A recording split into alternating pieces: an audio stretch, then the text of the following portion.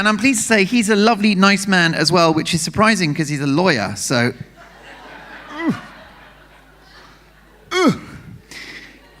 He's with Howes Percival, okay? A legal practice has never received a cheer before. Are you guys Howes Percival? Look at that, cheering yourselves, typical fucking lawyers. Only kidding. I don't want him to sue. Yes, indeed, it is one of the great respected legal practices of this region, Howes Percival, and his area is health, safety, and environment, which he has discarded by being here tonight.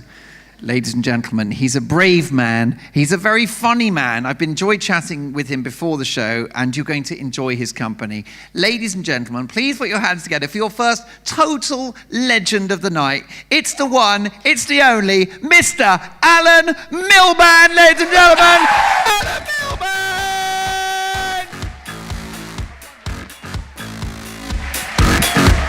Good evening. All right, steady on. I can imagine what you're thinking. You just look at my countenance, you've got it in one, you think, this guy is a grumpy old git.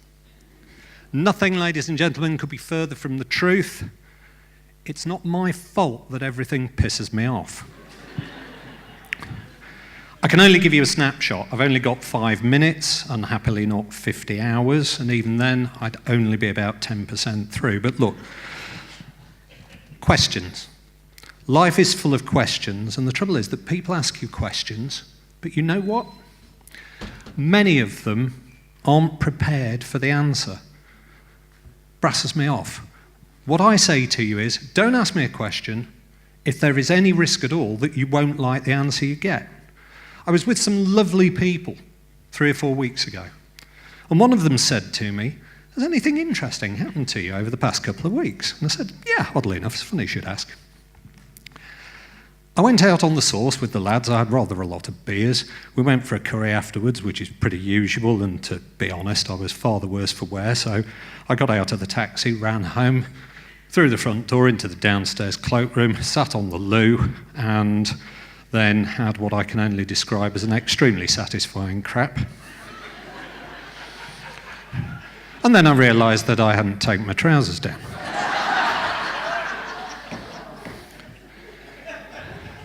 And they never asked me back for a second interview.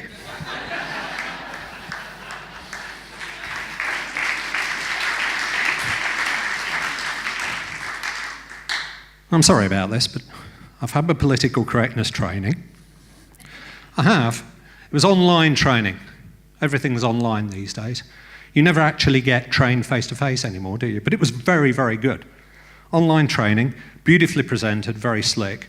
And at the end of it, you knew everything you had to know about political correctness and how to behave yourself. And it was delivered by a lady with an absolutely lovely voice and sounded like she got a cracking pair of tits.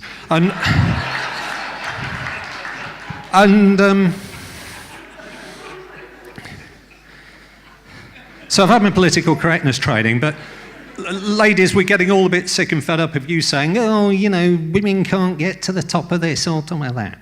All the time. Okay, well, we've got a woman who's Doctor Who, a lady called Jodie Whittaker, so that rather busts the myth, doesn't it? And there is a woman who's the head of a metropolitan police force, a lady rejoicing under the name Cressida Dick. It's true. I don't know. First woman to head the Met, not the first Dick, but the first woman.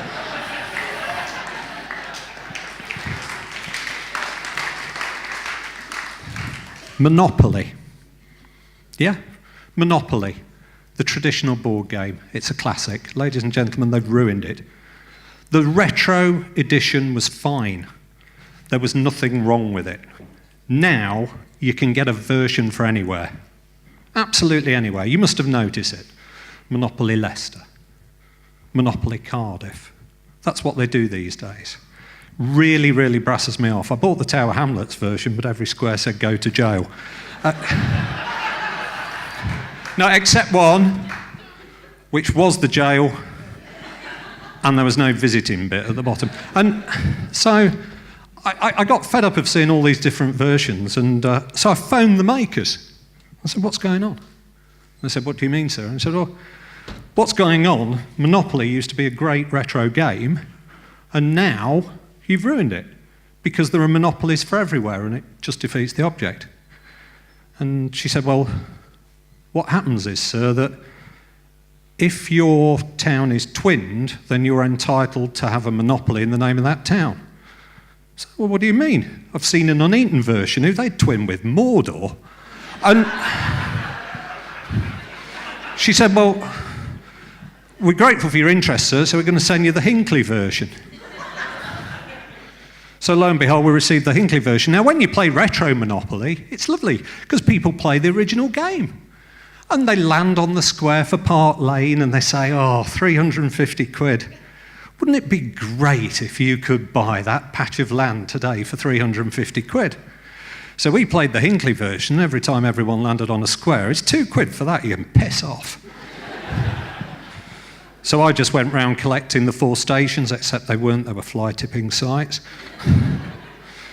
But hey-ho. And as a bloke, sooner or later, I was going to explain to you just how much football brasses me off. The status of players these days, it's absolutely disgraceful, frankly. I was at an airport not too long ago. I was looking down the departure board, and it said on it the usual stuff, as you would expect. Milan, Rome, Paris, Vienna, that kind of thing. And it said total tool. I said, what? What's that about? So I looked down the departure board, total tool. I thought, that can't be right, but it stayed on the departure board. I couldn't get my head around it. So I was wandering over to look to somebody official to ask, and then I realised that they'd named the airport on Madeira after Cristiano Ronaldo. Who is currently involved in a battle with Lionel Messi as to who's going to be the best at tax evasion. And you probably heard of a chap called Neymar. He played for Barcelona, apparently, but signed for another club, Paris Saint-Germain. Why? For with the 200,000 euros a week plus add-ons? No, he said, I wanted a new challenge. Okay, going to live in a country full of pathologically rude people is something of a challenge, I suppose. And then here in good old Leicester, I can't help but mention Claudio Ranieri. He'll appreciate that. No, he's redundant. So he did something that, let's face it, was impossible. And Leicester City Football Club sacked him. They sacked the first man in history to prove that you could actually polish a turd.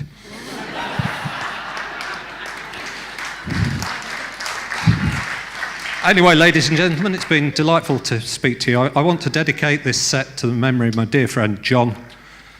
He's not dead, but he will be one day. Good night, and thank you very much.